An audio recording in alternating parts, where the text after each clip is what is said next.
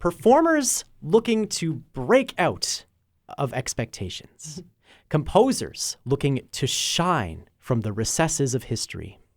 These elements combine on Sing to Me Again, the debut album from Fierbois.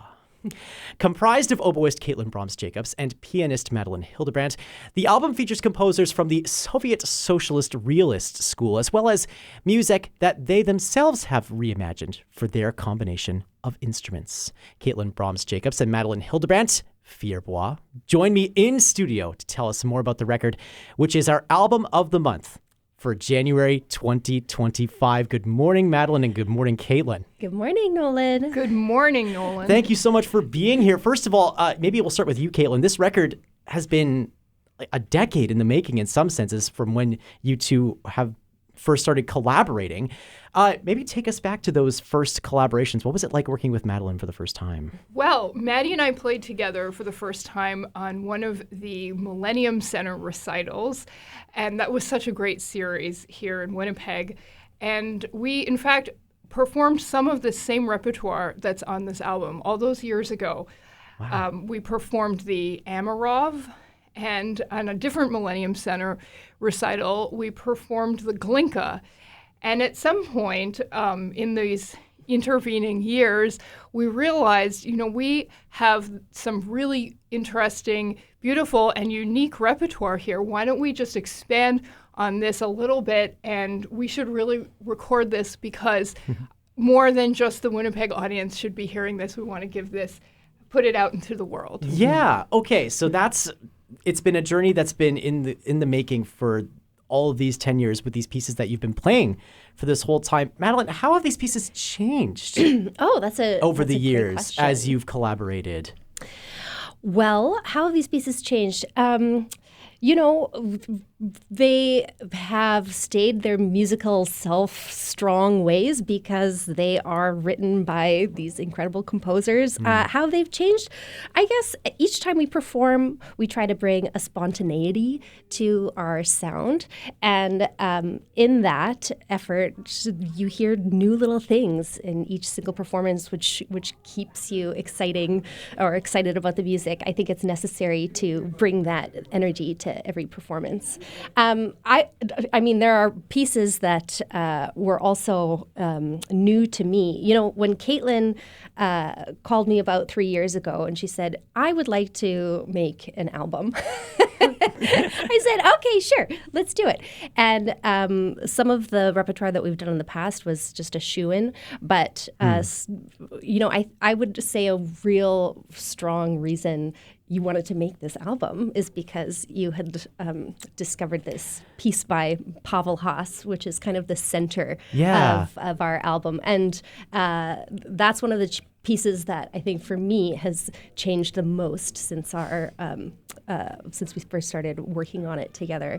And I know that we'll have maybe an opportunity to talk about it later on. No, of course. Well, I mean, goodness, I was about to even ask about what that call was like to Maddie for you, Caitlin.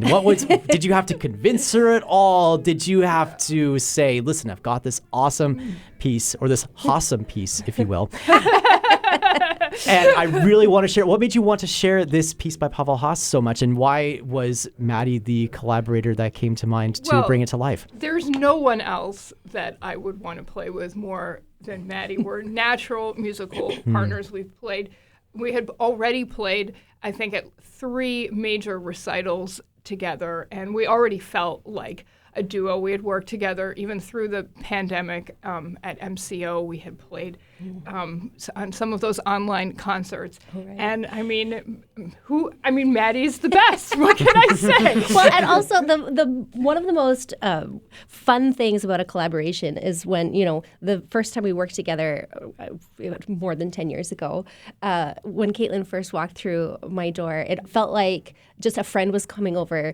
We ultimately didn't really know each other, but it felt like a friend was coming over. And, when you have so much in common and you're so excited to work together, it was such a natural fit. Yeah. Okay. And also, I didn't really answer your question about the Haas. The Haas, but I'm not exactly sure now how I discovered it. But when I did, I just thought this is a whole universe. There's some very good recordings of it, but they're not what I wanted to do with it. And so when I suggested the piece to Maddie, I said, I think there's a different possibility, a different interpretation that I think I would like to explore. What do you think about this? And I think that Maddie was pretty enthusiastic. Delving into a score and trying to, sometimes I say with my students, like trying to crack the code of what the composer is asking for, using the markings and the indications on the page, but also trying to really analyze what the music wants to do. That was very exciting to explore together, and I think we came up with an interpretation that I know that we have not heard before. Well, I love this image of cracking the code, but it seems also, even as you're describing the work by Haas, and even reading a bit more about the works that you have recorded, it seems as though you two have written your own code in some ways as you've approached these different pieces that are maybe not written for this combination of oboe and piano. What is the repertoire for oboe and piano like, Caitlin? And maybe why did you feel that it was maybe a time to break out of that mold to find some other works to accompany this work by Pavel Haas? Well, that's a great question. And I would say that the repertoire for oboe and piano is extremely limited. When you compare the vastness of the repertoire for violin and piano, for piano solo, for cello and piano, for voice and piano, I mean, the works that have been written for oboe is maybe 1/100th of for some of those instruments. And so at a certain point, it's not impossible to sort of play all of it, or at least a very large portion of it. And some oboists are very happy to explore that repertoire for their whole careers and whole lives, and there's nothing wrong with that. But I, being a bit more of a restless and exploratory kind of personality, thought, I think we can go further than this. And also I would say that this particular repertoire, I think, instinctively suits my personality, or at least my musical personality.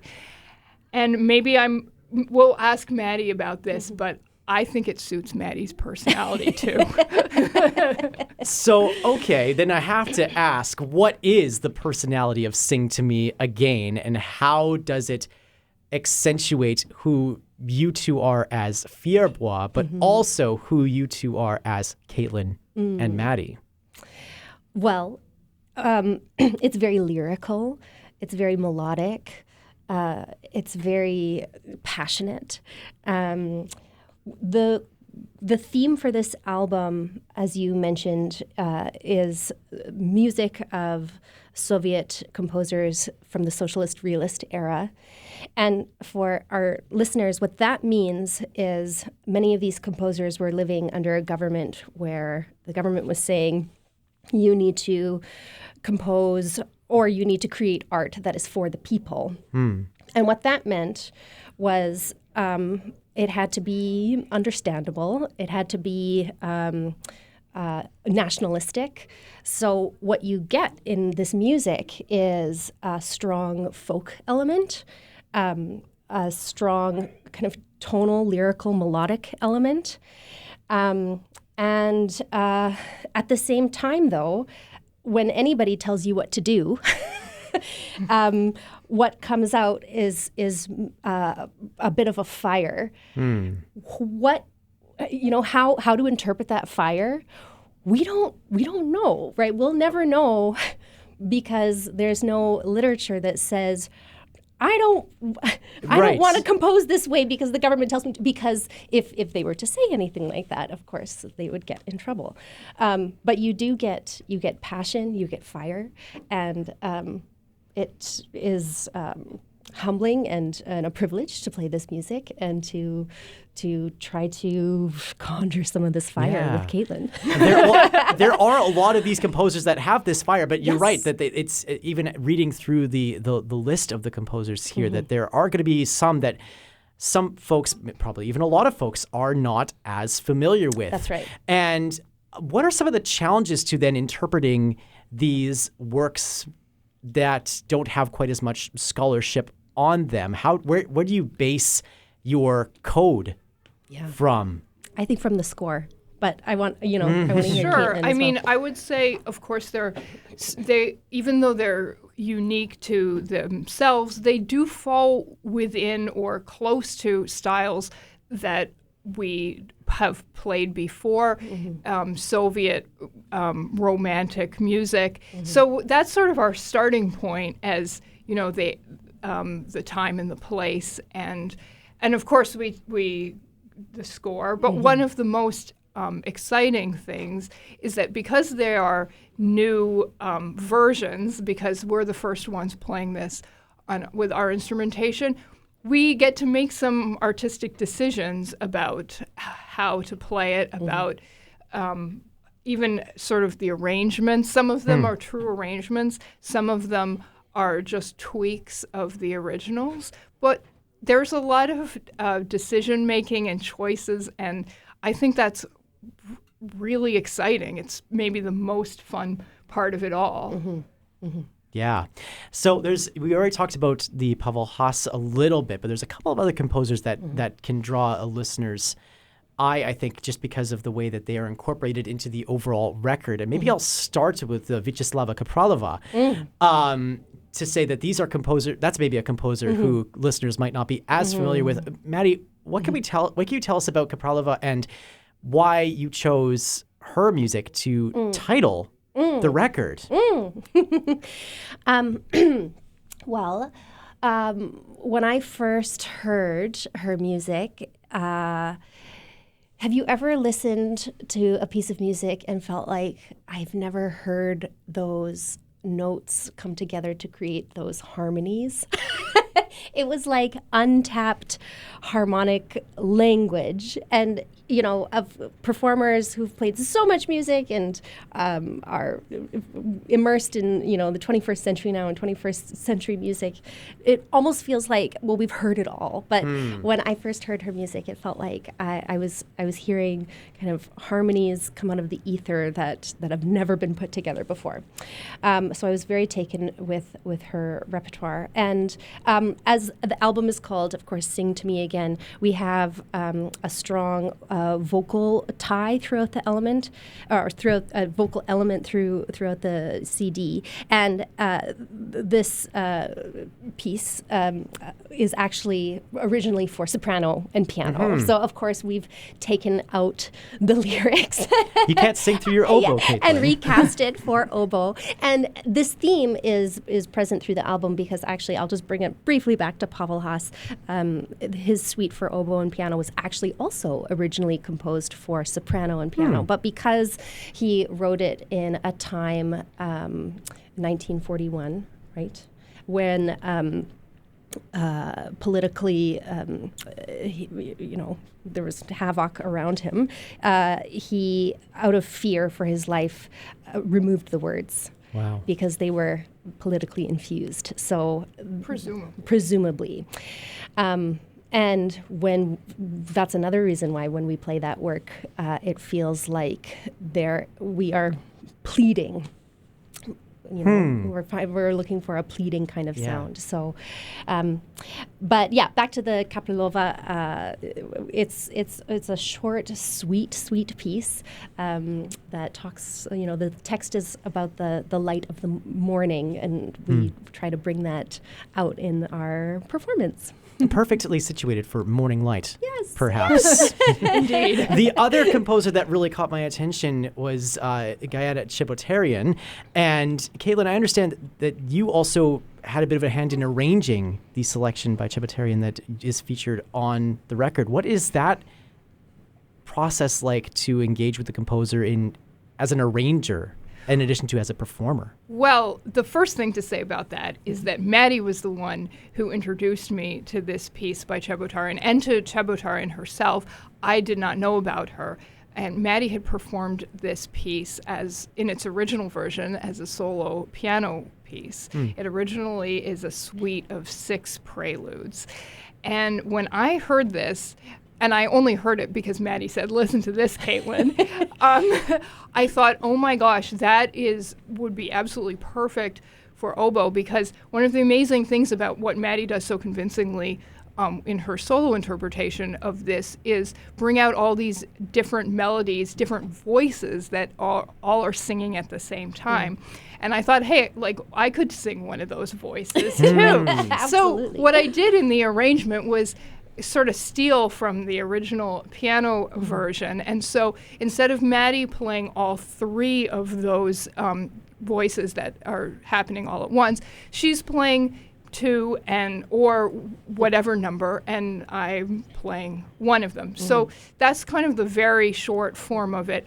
But it was actually my first time arranging for oboe and piano. I've done numerous arrangements before for chamber ensemble, but this was the first one with piano. And of course, when I was done, I brought it to Maddie, and she tweaked it a little bit, but hardly at all. Though I think Caitlin is a genius, figuring out how the chords and harmonies work within the hand and under the hand. Yeah. But I will say one thing about being a good arranger is choosing your material wisely, and I think really what makes the arrangement of the Chebotaryan so successful is that the piece lends itself to this so naturally.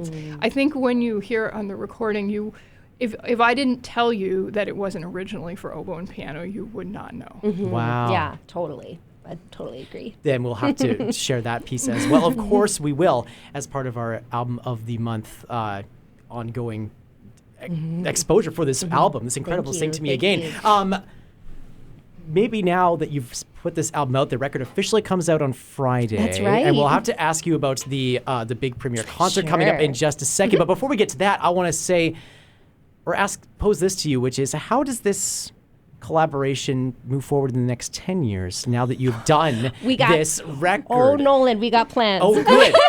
Well, maybe then what's something that you can do now as Fierbois that maybe before this project you were maybe like, okay, maybe we weren't quite able to do that, or we had to do Sing to Me Again to get to this next sort of step? So the smart listeners will say, recording an album these days, but it's free on all the streaming platforms. Right. Like, what are they expecting? Well, we're not expecting to make $1 million with the release of an album, but an album really becomes a calling card. And now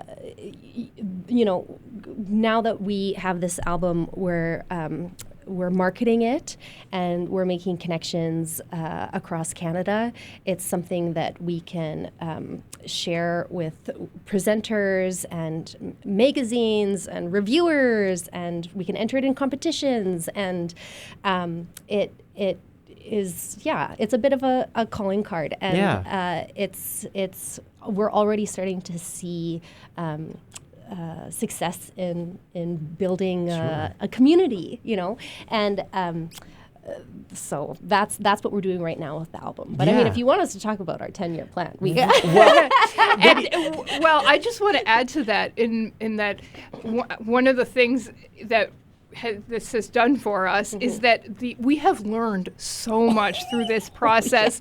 And I mean, we've pushed ourselves to learn how to even something like getting a grant, you know, but the process of going through of all of this, of making a recording, neither of us knew how to do this before, and so we've learned.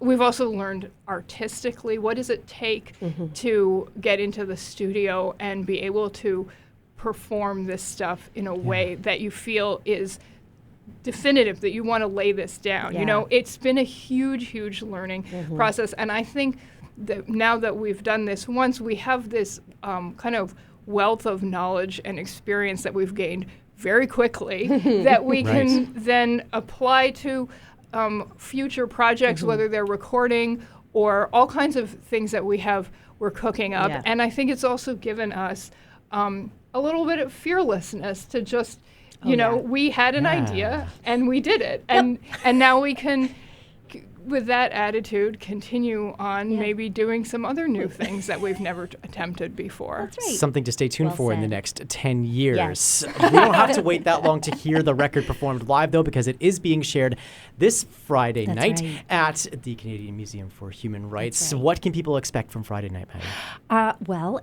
the concert is going to be in the gorgeous Garden of Contemplation at the Canadian Museum for Human Rights. And we are sharing selections from the album, but we're also sharing some new selections, some pieces that have never been performed, that we have never been performed live, and that actually have never been performed live ever. Like Caitlin has beautifully arranged The Lark Ascending, and we're looking forward to performing that. What else? You know, we chose the museum, Canadian Museum for Human Rights, very intentionally because of the composers on this album. There is a human right element to what these Soviet composers were going through in the mid-20th century. And we thought that the space itself would be a beautiful collaborator, if you will. Yeah. So it's going to be in this the Garden of Contemplation is this beautiful space with water features and ponds around it, cobblestone ground that overlooks the vast expanse of, space that the museum is. And it's a bit of an exploratory space as well. So, yeah. And there are tickets available via Eventbrite if you go onto eventbrite.ca. And if you literally search for anything that you remember from this interview, be it oboe or piano or Eastern Europe or Canadian Museum for Human Rights or even just museum. I looked this up the other day. We come up. So, yeah, so it's very easy to find. And they can find out more details as well at classic107.com or on the Classic 107 app this morning to find out more details about Friday's concert. And they can also just show up. So if you just show up between 7 and 7:30, the music starts at 7:30. We would love to have you. Absolutely. And you can follow along with them on social media as well at Fierbois Duo, I believe. Yes, okay, good. I had that right in my notes. Fierbois is Caitlin Broms-Jacobs and Maddie Hildebrand, both of whom have joined us live in the Classic 107 studios today. Thank you so much for coming in to tell us more about Sing to Me Again, and congratulations on the new record. Thank you, Nolan. Thank you so much for having us, Nolan.